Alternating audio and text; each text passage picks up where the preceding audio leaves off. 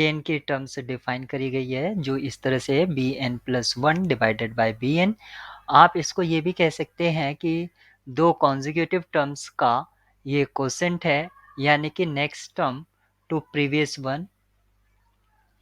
और यहाँ पर हमें b1 1 दे रखा है, b2 इसका वैल्यू भी 1 है, और जो अपकमिंग टर्म्स हैं bn सीक्वेंस की वो हम इस तरह से निकाल सकते हैं, bn plus 2 equals to bn plus 1। तो हमें सीक्वेंस an की लिमिट फाइंड आउट करना है।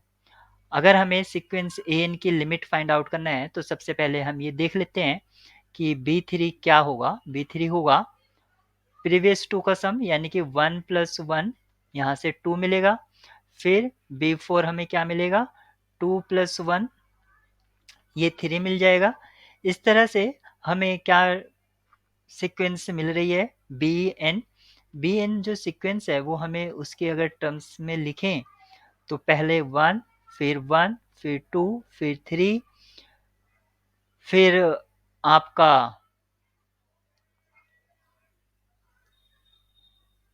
5 और फिर 8, इस तरह से आपको ये मिल रही है। अब हम यहाँ पर देख सकते हैं कि bn तो बाउंडेड नहीं है, bn बाउंडेड नहीं है और ये कोई मोनोटोनिक नेचर भी नहीं रखती है, यानी कि कन्वर्जेंट ही नहीं है। bn not convergent, not convergent. अब हमें चेक करना है कि क्या an की लिमिट होगी, यानी कि an एक नॉट कन्वर्जेंट सीक्वेंस से दूसरी सीक्वेंस बनाई गई है लेकिन वो कन्वर्जेंट है और उसकी हमें लिमिट फाइंड आउट करना है। तो मुझे निकालना है लिमिट ऑफ an। तो an को या लिमिट ऑफ an बोलिए और या लिमिट ऑफ an प्लस 1 बोलिए, दोनों का सेम मीनिंग है। अगर मैं यहाँ से लिमिट an प्लस 1 को यूज करता हूँ तो मैं इसको क्या लिख सकता हूँ, bn plus 2 divided by bn plus 1, इस तरह से मैं इसको लिख सकता हूँ। और इसको अगर मैं रिप्लेस कर देता हूँ, जैसे कि हमें स्ट्रक्चर दे रखा है bn प्लस 2 के लिए, वो क्या है, bn plus 1 divided by bn plus 1। अगर मैं यहाँ पर कैंसिलेशन अप्लाई करता हूँ तो मैं यहाँ पर क्या लिख सकता हूँ, अगर लिमिट ऑफ an को मैं l अज्यूम कर लेता हूँ तो यहाँ से मुझको मिलता है l equals to limit 1 plus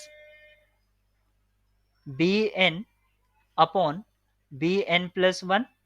और क्योंकि हम जानते हैं कि limit bn plus 1 upon bn ये आपकी l है, और अगर हम इसको रेसिप्रोकल कर दें तो ये 1 अपॉन l हो जाएगा, यानी कि हमें एक इस तरह से इक्वेशन मिल रहा है 1 plus 1 upon l।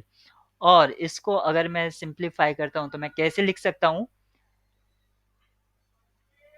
l square equals to l plus 1।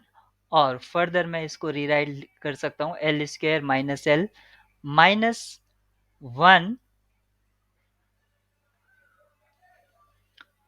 Equals to 0। और अब मैं इस इक्वेशन के रूट फाइंड आउट करता हूँ क्वाड्रेटिक फॉर्मूले की हेल्प से, जो कि होता है minus B plus minus square root B square minus 4ac divided by 2a।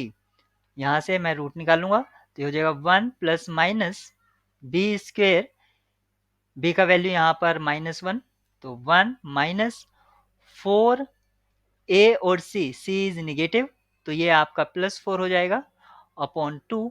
यहाँ से हमें वैल्यू मिलेगी 1 प्लस माइनस √5 अपॉन 2। लेकिन किसी भी सीक्वेंस की जो लिमिट होती है वो यूनिक होती है, तो इसका एक ही लिमिट होगा, क्या तो पॉजिटिव साइन के साथ होगा या नेगेटिव साइन के साथ होगा। तो क्या होगा, यहाँ पर आप देख सकते हैं जो an टर्म्स है, अगर हम यहाँ से जो bn को हमने लिखा था, अगर किसी प्रीवियस को नेक्स्ट टर्म को अगर हम प्रीवियस वन से डिवाइड करेंगे तो जो हमें कोसेंट मिलेगा वो ग्रेटर देन 1 मिलेगा, ग्रेटर देन 1 मिलेगा। इसका मीनिंग हुआ कि इसकी जो लिमिट है वो भी ग्रेटर देन 1 होगी। 1 से लेस तो नहीं होगी, 1 हो सकती है लेकिन 1 से लेस नहीं होगी। और ऑप्शन यहाँ पर अगर आप देख सकते हैं तो 1 से लेस पर आपके ऑप्शन ए और बी हैं, तो ये तो चॉइस नहीं होंगे। अब हमारा जो आंसर में लिमिट की वैल्यू आ रही थी वो आ रही थी 1 plus minus square root 5/2। Negative वाला पहले ही डिस्कार्ड हो गया है, इसलिए ऑप्शन डी करेक्ट होगा।